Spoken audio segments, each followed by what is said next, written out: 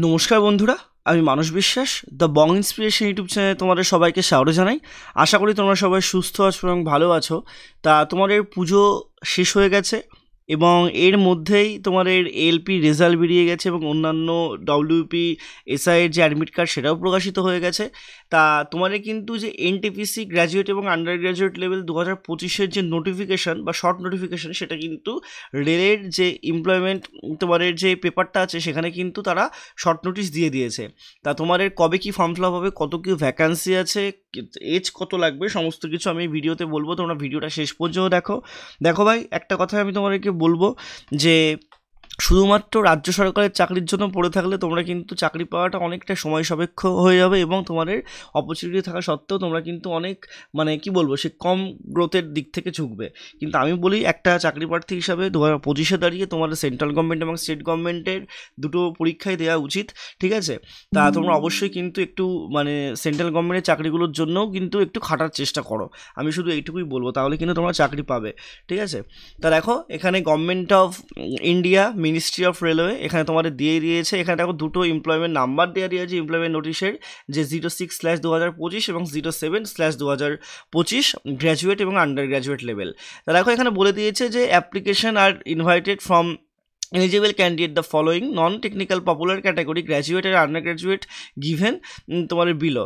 আর এখানে দেখো বলে দিয়েছে যে অনলাইনের মাধ্যমে তোমরা কিন্তু অ্যাপ্লিকেশনটা করতে পারবে। তোমার অ্যাপ্লিকেশনের ডেট কিন্তু 21শে অক্টোবর থেকে শুরু হবে এবং 28শে তোমার অক্টোবর কিন্তু এই যে 7টা আসবে। অর্থাৎ তোমরা গ্র্যাজুয়েটের যে পোস্ট গ্র্যাজুয়েট পোস্ট যেটা এনটিপিসির, তা সেটা কিন্তু শুরু হবে 21শে অক্টোবর থেকে এবং 20 নভেম্বর পর্যন্ত তোমরা কিন্তু ফর্ম ফিল আপ করতে পারবে।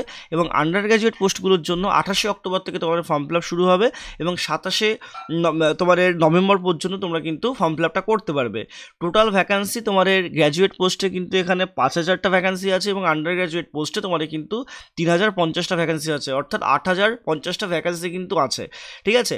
তাই এখানে তোমাদের অনেকগুলো ভাগ আছে, তোমরা দেখতেই পাচ্ছ যে নন টেকনিক্যাল পপুলার ক্যাটাগরি গ্র্যাজুয়েটে তোমরা যদি দেখো, এখানে তোমরা দেখতেই পারবে যে কমার্শিয়াল কাম সাবস্পেশাল, তারপরে তোমাদের এখানে গুডস ট্রেন মেকার, দেন তোমাদের এখানে কিন্তু জুনিয়র তোমাদের যে অ্যাকাউন্টেন্ট কাম টাইপরাইটার, বা এখানে তোমাদের এই যে clock cum typist, traffic assistant, এবং তোমার আন্ডার গ্র্যাজুয়েটে দেখো এখানে বলেই দিয়েছে যে অ্যাকাউন্ট ক্লার্ক কাম তোমার টাইপিস্ট বা হচ্ছে জুনিয়র ক্লার্ক, দেন ট্রাফিক ক্লার্ক, সমস্ত কিছু ইনিশিয়াল পে দিয়ে এখানে আছে।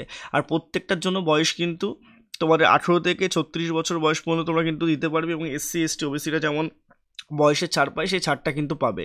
তা তোমাদের অক্টোবরের শেষ থেকেই মোটামুটি 1 মাস এখনও সময় আছে, তোমাদের কিন্তু ফর্ম ফিল আপটা শুরু হবে এবং তোমরা কিন্তু অবশ্যই পরের বছর তোমরা কিন্তু যে পরীক্ষা সেগুলো দিতে পারবে। একটা কথা দেখো, রেল কিন্তু অনেক আগেই বলে দিয়েছে যে এবছর প্রত্যেক বছর কিন্তু রেলের এক্সামিনেশন এবার হবে।